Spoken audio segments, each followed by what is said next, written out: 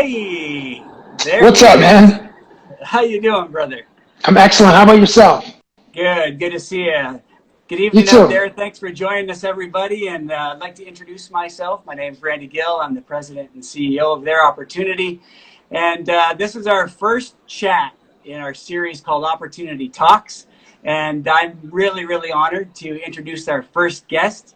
He's a personal friend of mine. And he's also a founding board member of Their Opportunity. Ladies and gentlemen, my main man, Cabbie Richards. Nice to see you, my friend. Nice to see you too, man. Thanks so much. Where are Yeah, you right now? welcome, Where are welcome. you in the world? I'm actually in my basement in Oshawa. In Oshawa. Okay. Got you. How about you? Are you in Toronto right now? No, I'm in Las Vegas. I moved here in September, so I'm experiencing the epidemic south of the border. Oh, a little different, I imagine. A little Yes, different. very different. I made it Yes. back just across the border in time to, miss some of the chaos too. So fortunate to be home here in Canada. And As you should you know be. what? How you doing with all this? Like, How are the mentals? How's the bod? How you doing with all of it? I'm not a dad, but I've grown a dad bod, unfortunately, and my wife is not very happy about that. You're not The feeling it now. fitness could be a lot better, and the snacking needs to be greatly reduced by about 800%. Other I than that, I'm okay. I hear you. I'm there as well, bro. I'm there as well. I did when I was following you when I got back across the border. One of my most favorite things that you posted just recently was the M&M piece. You did the Oh, NBA thanks. logo with the M&Ms. Like, how Thanks, many man. M&Ms Thanks. did it take to do that, man? I'm not sure. I bought like 3 huge party packs of party Big. bags of M&M. I think they were like $8 or $10 at Target or something. Oh my And God. it took like a good 30 minutes to sort the M&Ms out. So you take the blue ones and the red ones out. That took a long time. And It then was amazing. How many did you eat, by the way? You must have eaten a uh, few. all, all. Yeah, they didn't stand a chance. They lasted about 3 days while I burned through Tiger King or The Outsider on HBO. Like I just they're so easy to snack. So Oh they man, didn't stand a chance. pounding them back, pounding them back. Well, again, we wanted to say thank you so much for supporting Their Opportunity all You're these years. welcome. And we're just grateful to have you on tonight. And let's talk a little bit about that. Let's talk a little bit about the impact the sport played on your life growing up as a kid and what it's doing for you now. Tell the viewers about it. You learn a bunch of life lessons through sports. I mean, not all lessons, but some very valuable ones. Obviously, teamwork, um, you know, sacrifice and working hard and working together towards a common goal, and failure. You learn a lot about failure, and you don't bat 1,000 in your life, and you certainly don't win every game. So those are like the important things that I learned from a young age. And unlike a lot of young men, like sports is sort of, our sport is handed down from usually your father, not exclusively. Yeah. And my dad grew up on the island, so I really found my love of sports through video games. So it was Yeah. like when EA first came out with Madden, NHL, Yeah. Sports Talk Baseball, like that's where I sort of developed my love for sports, and then it continued in the real world, and I was the most average athlete in the history of Earth. Like I'm right about a 5.8, just right across the board. Yeah, right across the board. That's okay. My brothers are watching there now too, and so the big debate is who's the best athlete out of all four of us. So So who is it? we know it's me. We know it's Oh, RG. you are? Yeah, of In course. what sport? Every sport, every sport. Like you're the best badminton player in the family? Yeah, yes, ping pong. You name it. What about swimming? Oh, I don't know. Maybe not swimming. Riley's really long and skinny, and great swimmer, I think too. So, I Who has the highest batting average off the court, off the field? it's got to be Ryan. You think it's Ryan? It's got to be Ryan. Riley's pretty handsome, so who knows? He is a handsome dude. He is a handsome dude. And I just wanted to, again, as we're walking through this, we're trying to what we're trying to put out there is some good news stories right now, and about opportunity and hope, and we're seeing lots of people kind of rally around causes, rally around the good work and community. And let's talk a little bit about that for a minute. Volunteerism, giving back. I know that that's been a big part of your life, and that's why you were a part of their opportunity for so long. So talk about that, especially in these days, about giving back and being a good neighbor. Well, unfortunately, I haven't really volunteered that much while I've been here in Las Vegas. Back in Toronto, there are some signature charity events that I really like to support. Motion Ball, or like Special Olympics was a big one. I really love the content pieces that you guys created with, people in your community in the Durham region, and I'm sure it extends past there as well. Just trying to help kids have a chance to play, because some sports are cost preventative. Hockey is a big one. Golf is tough. Soccer is the most popular sport in the world because all you need is a tennis ball or a soccer ball or a crushed up can. But in Canada, obviously, since we have winter for 8 months of the year, hockey is in the blood of our country. So, and that's a hard one to play for a lot of kids. So I love what you guys are doing as far as generating some money and just making sure that kids who can't have a chance to play do have a chance to play. So, right. And that's what I love what you guys are doing. Thank you. And it's important that everybody that's watching and who will watch this afterwards, that that you just be a good citizen, be a good person, help people wherever you get a chance to do that. And that's what giving opportunity is all about. And that's what we want to do today. We want to share hope. We want to share opportunity. So if there's people out there that want to ask some questions, I'm an old guy on this thing. I know there's comments coming up. I'll do my best to get to some questions, but send them on our way and we'll try to get to them.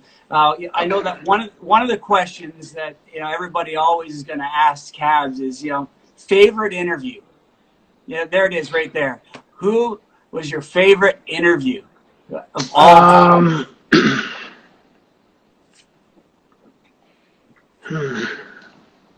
I've been very lucky. I've had some pretty amazing experiences, and I'll give you like one athlete per sport. So in baseball, it's either David Ortiz or Jose Bautista. Bautista became a friend, and he always made himself available for my dumb ideas. Yeah. And David Ortiz just had like the best laugh.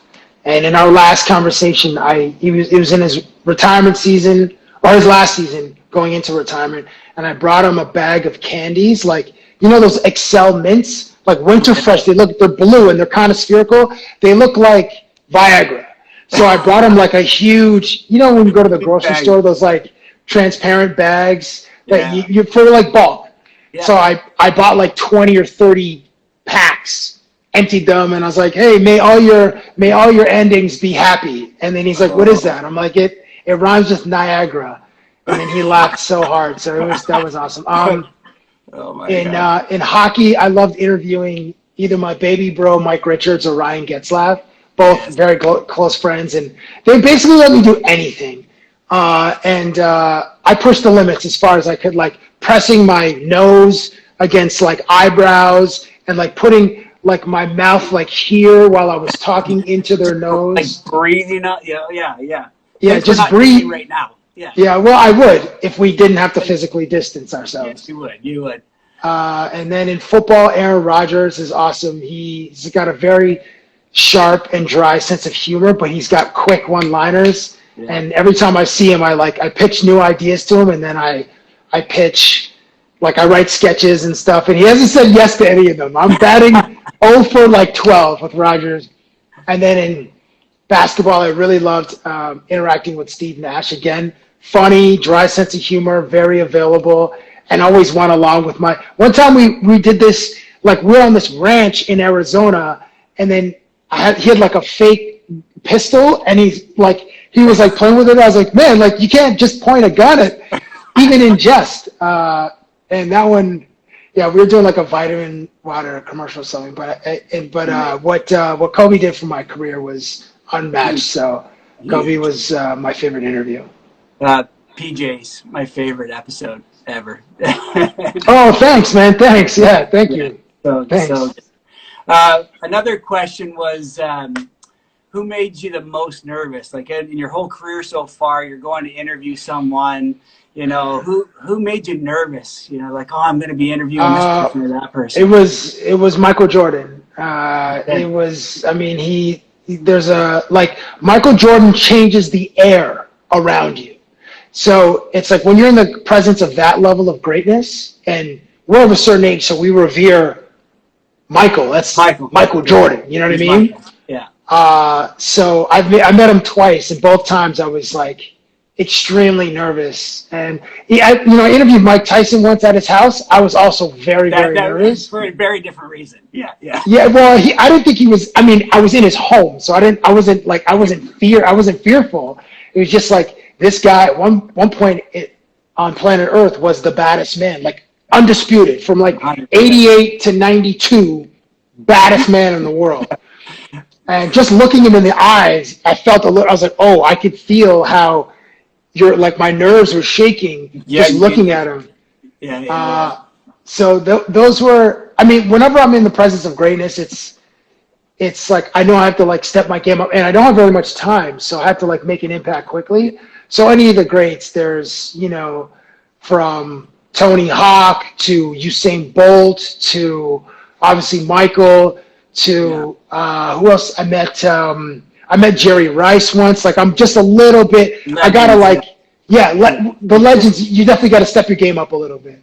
Oh yeah, Tony's become a family friend of ours too, and we're hoping to get him on the show here eventually over the next few weeks. So fingers crossed, Tony, we want you, bro. We want you.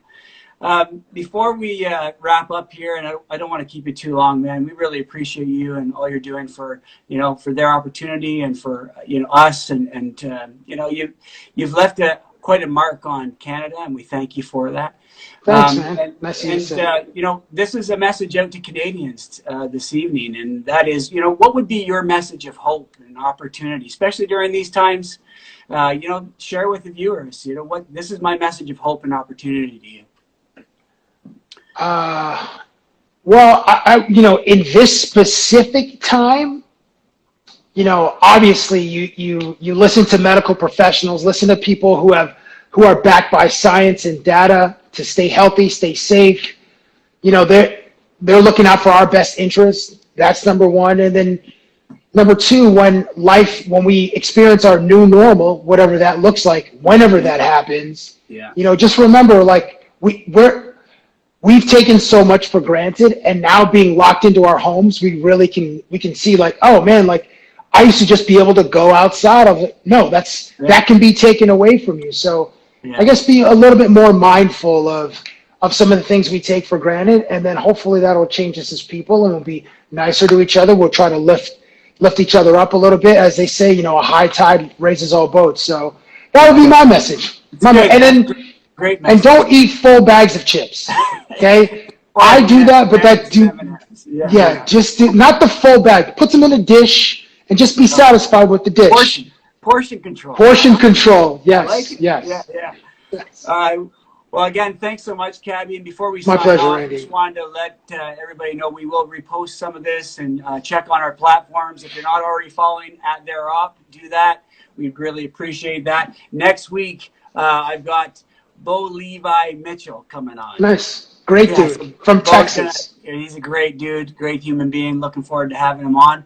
And for everybody out there, play safe, play fair, and play hard. And turn all those obstacles into opportunity. Turn them into opportunity. Love it. I like it. Thanks, Cabbie. Good night. Okay, my pleasure. Good to see you, Randy. You too. Bye.